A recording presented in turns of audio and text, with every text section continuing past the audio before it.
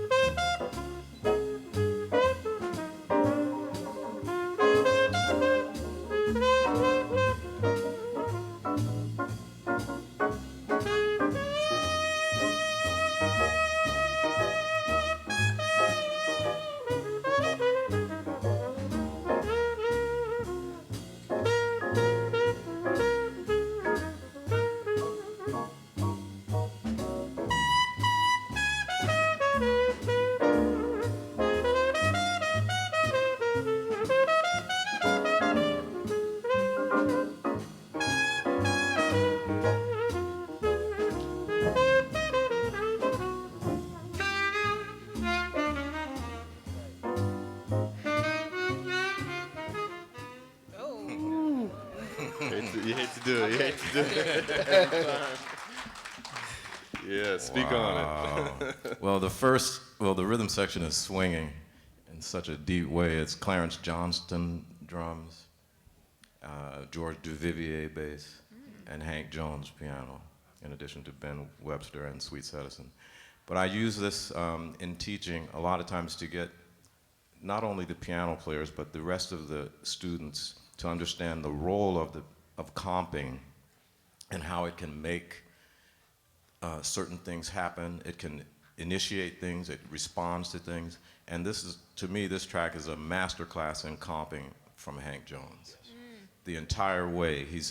And you know, playing with Hank, it was like, you know, I'd look over at him and he'd be like a child playing with a toy. He'd be like, oh, wow, did I do that? You know, and he just really had that sense of exploration and what can I find interesting to do right now, you know, and he does that on this cut in his comping. And it's just, to me, it's just a perfect example when you're trying to get someone to understand what that's all about. Yeah. You tell me, being a comping pianist, No, what you think of it. I mean, when he sent me this request, he texted me, you know, because it's Hank Jones is such a masterclass in comping. I thought this was also very revealing that you choose a track that points to the piano, because I think the piano is big for Lewis Nash. I mean, this man has played with the best of them. Everything you point to seems right on it. That the joy that you have to bring that job, if you want to call it that, right? That it's not, okay, somebody else is soloing, ho hum, here I go, but no, like, ooh, yeah, what else can we do? Oh, did I play that? Like you said, another master that comes to mind is Horace Silver, right? When you hear him comp, it sounds like he likes comping more than soloing, you know? And if there are hungry young piano players out there, hungry young musicians trying to figure out, how do I do this comping thing? Listen to the greats, soak up as much of this as you can, put your feet in those shoes, actually figure out exactly what Hank Jones played on this track, but also that spirit with which they play, and bring that to the bandstand, you know, like really enjoy the job. Like, how can I lift the music? How can I find the right space? What can I add to it? I mean, the variety in all of what Hank does in this is like that's amazing. Really amazing. The variety is really Yeah. It's like a nonstop fountain of ideas. Yeah, it's incredible. I mean, I think there's a tendency in education settings that, you know, the sort of education methodology, it tries to put it in some sort of a formula. Okay, well, just catch the end of 4 every 4 bars, and that's good enough. Or it's right on 1. Okay, just play on 1 every 4 bars, and that's what we're doing, and that's what comping is. But it's so much more than that, right? The life behind it, that joy, that spirit that you put into it, is so beautifully exemplified by Hank Jones on this track. So it's something you gotta love. It's something you gotta actually dig absolutely. on. Yeah. I'd like to point out something with that track. This is real, like, I don't know, technical, on the technical side, especially with a masterful drummer like Lewis Nash. The pattern that the Clarence was playing was almost all quarter notes, opposed to, so quarter notes being ping, ping, ping, ping, ping. He did that maybe 96% of that track. Ping, ping, ping, ping, opposed to ping, ping, ping, ping, ping, ping, ping, ping, ping, which I feel like Lewis Nash has one of the ultimate ride cymbals, you know, of the 21st century, right? It's like ping, ping, ping, ping, but you switch it up and you do ping, ping, ping. The thing about that track, I knew it was George Duvivier. I was like, is that Duvivier? His commitment to just bing, bing, bing, bing, bing, bing, bing, maybe bing, bing, bing, right? Yeah. Those two together, really, I mean, that's hard for every note to be so in lock, you know, and that also gave the nuance, the colors that Hank was pulling out. You hear that even more because he had nothing to mug it up, you know? That's what I heard also, you know. I mean, all this beauty. Actually, my ears went to Hank even more because he had all the stickety you know what I mean? Yeah. But you know, the commitment to that and living in that same thing with Charlie, living in that until it's time to do something else, you know. So. Yep. Yes, sir. Yeah, it's amazing how just setting the table right actually inspires all of those ideas out of Hank Jones, right? Yeah. Just a nice beat for him to sit back on. It's like, yeah, then he's off to the races. So what a great track. Thank you for that suggestion.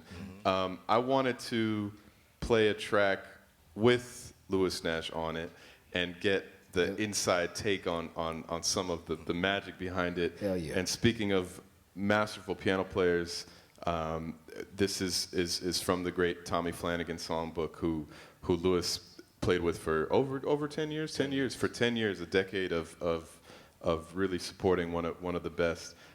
This is from the record Sunset and the Mockingbird. This is With Malice Toward None.